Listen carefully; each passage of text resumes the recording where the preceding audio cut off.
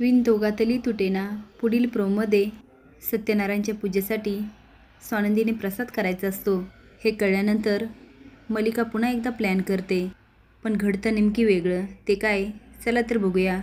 समोर स्वानंदीची सत्यनारायणची पूजा असते. गुरुजी येतात तोपर्यंत स्वानंदी पूजेची सगळी मांडणी करते. ते बघून गुरुजी खूप खुश होतात आणि आजीला म्हणतात, वा, तुमची नासून खरंच खूप हुशार आहे. आजी म्हणते, आहेच माझी नासून हुशार.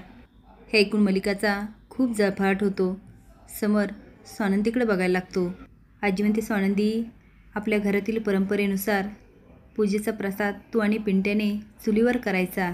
समोर म्हणतो, आजी काही पण काय, मी नाही करणारा. आजी म्हणते, पिंट्या, ही घराण्याची परंपरा आहे, तू मोडणार आहेस का? आता नेहमीप्रमाणे आजीसमोर पिंट्याचं काहीच चालत नाही. पण ह्यामुळे काय होतं, मल्लिकाच्या प्लॅनवर सगळंच पाणी फिरतं. कारण चुलीचा भडका करून तिला स्वानंदीला त्रास द्यायचा असतो. पण आता समर प्रसाद करणार हे ऐकल्यानंतर मल्लिकाला काही करता येत नाही. आजी सांगते, पिंट्या, ते लाकडं घे. तो बघायला लागतो. आजी म्हणते, चल चल घे, आणि मी सांगते चूल कशी पेटवायची. ते आता समरला चुलीजवळ घेऊन जाते आणि म्हणते, एक लाकूड चुलीमध्ये ठेव. आता मेड स्वानंदीला सगळं सामान आणून देत असते. आता समर चूल पेटवतो आणि स्वानंदी त्यावर पातेलं ठेवते. आता स्वानंदी टाकत असते आणि समर तिला मदत करत असतो. आता दोघं मिळून प्रसाद हलवत असतात. आता कधी समरच्या डोळ्यात धूर जातो तर कधी स्वानंदीच्या, पण दोघं मात्र मनापासून प्रसाद करत असतात. आता वेळ येते ती साखर टाकण्याची.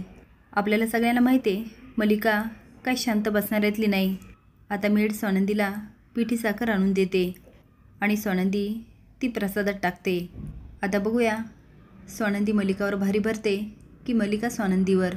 काही असो, पण एपिसोड मात्र खूप मजेशीर असणार. धन्यवाद.